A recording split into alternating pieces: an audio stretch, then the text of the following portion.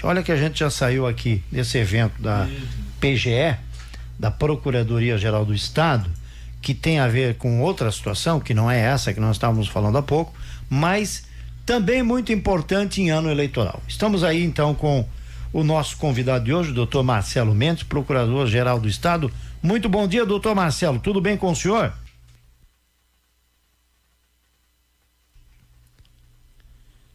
Muito bem, doutor Marcelo, tudo bem com o senhor? Bom dia. Está me ouvindo, doutor?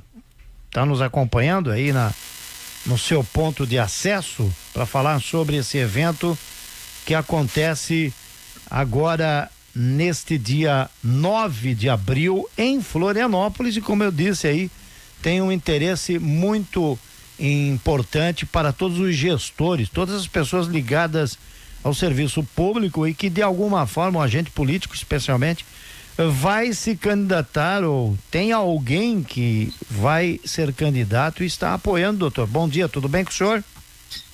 Bom dia, Valdomiro, bom dia a todos os ouvintes da Rádio Cidade. Tudo bem sim, graças a Deus. Doutor, o que é possível a gente adiantar sobre esse evento do dia 9? É a primeira vez que a Procuradoria-Geral do Estado realiza um evento dessa envergadura? Sim, é a primeira vez. É um evento inovador. A Procuradoria-Geral do Estado, ela é responsável pela orientação jurídica de todos os gestores estaduais. E a cada ano eleitoral, nós também somos responsáveis pela edição do Manual das Condutas Vedadas aos Agentes Públicos. Esse manual fica disponível no nosso site, né? E para promovê-lo e orientar ainda com mais amplitude e chegar essa informação a todos, principalmente a todos os gestores, todos os profissionais do direito, estudantes, né? Nós resolvemos promover esse evento PGE nas eleições, justamente com essa finalidade de orientar todos o que pode e o que não pode ser feito no ano eleitoral. Doutor Marcelo, o que muda? A gente estava falando aqui antes mesmo de começar o bate-papo com o senhor sobre essas mudanças, né? A cada eleição a gente tem uma novidade, ou algo na legislação que acaba implicando, e tocamos no caso da inteligência artificial, né? O senhor acredita que a lei está mais rigorosa em relação ao uso da inteligência e é a principal mudança, ou que outras que traz para esse 2026? Perfeito, essa é a principal mudança, a principal preocupação do Tribunal Superior Eleitoral. Inclusive, recentemente foi publicada uma resolução pela ministra Carmen Lúcia, né, que é presidente do Tribunal Superior Eleitoral, a respeito da justiça da inteligência artificial, né, porque esse mecanismo, né, relativamente, ele pode facilmente manipular imagens, manipular vídeos. Há pouco tempo nós já vimos vídeos do presidente da República, por exemplo, da Argentina, alguns vídeos de políticos nossos aqui mesmo, tudo manipulado via IA. Então, essa é uma preocupação atual, legítima, né, da Justiça Eleitoral, que quer justamente coibir essas práticas de fake news, né, porque é um princípio lógico da própria lei eleitoral manter a igualdade entre os candidatos, né, para que todos tenham a mesma oportunidade de disputar esse pleito eleitoral. E com o uso da IA, o mau uso da IA, isso pode interferir significativamente, né? Então essa resolução veio em boa hora, sim, para coibir esse tipo de prática e desincentivar esse uso por aqueles que querem desequilibrar o pleito. Doutor Marcelo, nós temos aí esse evento do dia 9 tratando esse assunto da inteligência artificial, é algo que não tem como você não incluir, né? Mas esse evento, ele trata a respeito do dia 9 de abril, ele vai tratar a respeito da conduta do gestor em relação ao serviço prestado pelo cidadão, sem que esse serviço possa parecer uma troca, né? Uma troca. O sujeito está fazendo aquilo porque ele quer um voto ali ou acolá.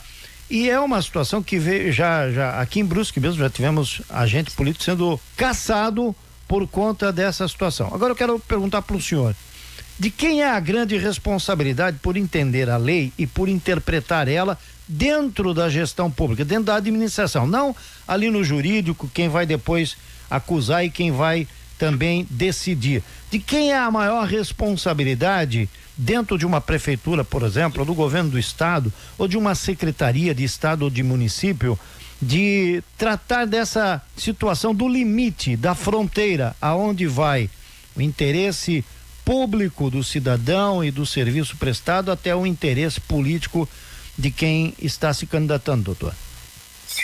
Essa é uma pergunta muito interessante, porque nós temos diversas condutas que são vedadas pela lei eleitoral. Por exemplo, as mais simples, cessão de bens públicos para fins eleitorais. Então, utilizar um carro para fazer propaganda, utilizar qualquer estrutura do órgão público para fazer propaganda em favor de um determinado candidato. Esse tipo de conduta é o superior hierárquico que tem que fiscalizar para proibir, né? Por exemplo, o uso de materiais, né, públicos, como usar correspondências, e-mails, até mesmo correspondência física, como era utilizado até pouco tempo atrás, ou a promoção pessoal de um candidato. Isso está totalmente ligado ao superior hierárquico. Então, pode ser um supervisor, pode ser um gerente, muito dificilmente um secretário de Estado ou mesmo um governador, seja um secretário municipal ou prefeito, ele vai ter o controle sobre o que um servidor que está lá na ponta está fazendo, né? A não ser, logicamente, que tenha uma correlação entre esse uso indevido e o controle imediato desse superior, secretário ou prefeito. Aí sim pode haver a responsabilidade desse agente público, agente político, né? Mas a rigor é o superior imediato, né? O responsável por fiscalizar os servidores, né? Então temos toda uma normativa própria, né, que veda essas condutas, né? Então, mas a sua pergunta é muito pertinente e faz todo sentido, porque o nosso evento que vai ocorrer depois de amanhã, no dia 9, lá no centro administrativo, é justamente para orientar esses gestores também, né? Justamente para eles estarem conscientes do que pode e que não pode fazer, né, em ano eleitoral. Doutor, eu gostaria de trocar uma ideia de uma situação que eu pelo menos eu tenho presenciado em outras eleições e que eu acho que de certa forma é um desserviço à população. Vou explicar. Por exemplo, você tem uma situação em época eleitoral onde vários serviços importantes, até para a imprensa, precisam ser desconectados. Por exemplo, o site da Polícia Civil, da Polícia Militar, o acesso a informações institucionais, ele fica cortado em época de eleição. Por exemplo, o site da Polícia Civil, vou pegar o caso, Polícia Civil, que informa das operações, porque continua acontecendo. Operações da polícia, apreensões, prisões. GAECO, Polícia Militar, mesma coisa. Só que por força de lei eleitoral, a população fica sem essas informações. Rede social.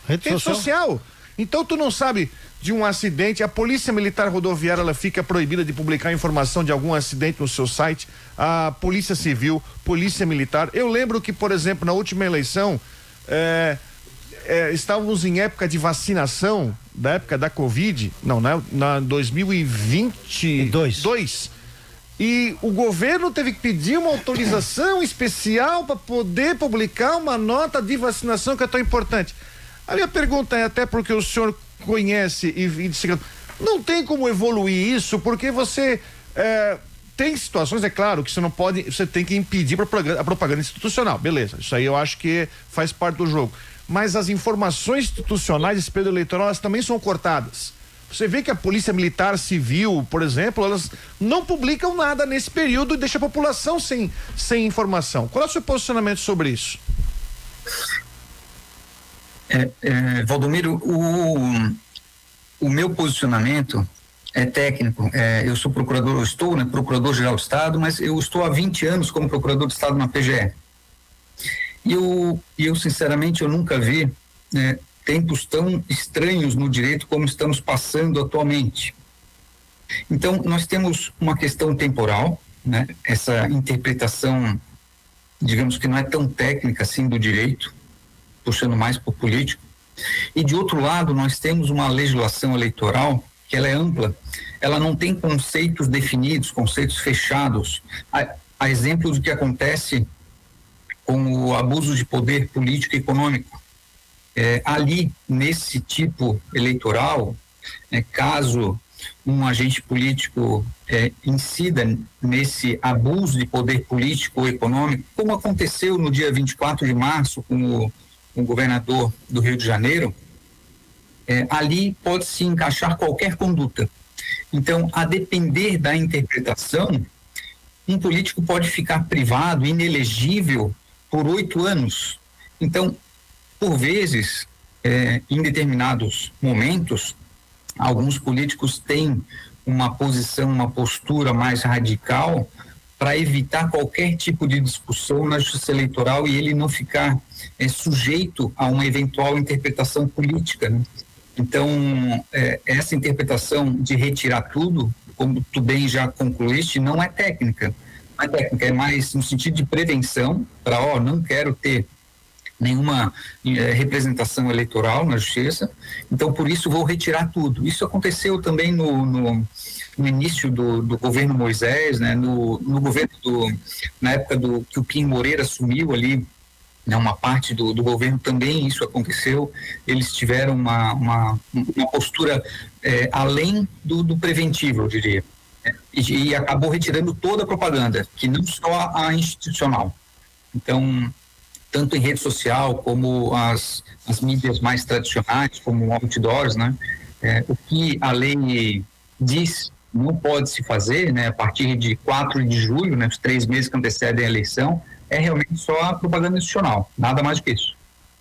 Muito bem. Doutor Marcelo Nunes, a mesa aqui do Rádio Revista Cidade agradece a sua presença e deixamos aí o seu convite final para todos os agentes públicos, todas as pessoas envolvidas na administração pública, seja no legislativo ou também no executivo, para participarem desse evento. Por gentileza, como faz inscrição, ele tem um custo, enfim, local, por gentileza nos passe aí essa agenda. Eu que agradeço a oportunidade, Valdomiro, a Rádio Cidade. Esse evento vai ocorrer depois de amanhã, dia 9 de abril, na SC 401, lá no Centro Administrativo, no Teatro Pedro Ivo. Credenciamento inicia a partir das 8:30 da manhã e ele é destinado a todos os profissionais do direito, a todos os estudantes, a todos os gestores públicos, né? Vamos contar com um ex-ministro do TSE, vamos contar com desembargadores eleitorais, advogados conhecidos, com notório saber. Então vai ser um evento muito interessante, vamos trocar muitas ideias ali, experiências, sem dúvida nenhuma vai ser um evento enriquecedor. Conto com a presença de todos. Obrigado, doutor Marcelo Mendes, um grande abraço e até a próxima oportunidade aqui no Rádio Revista. Até mais.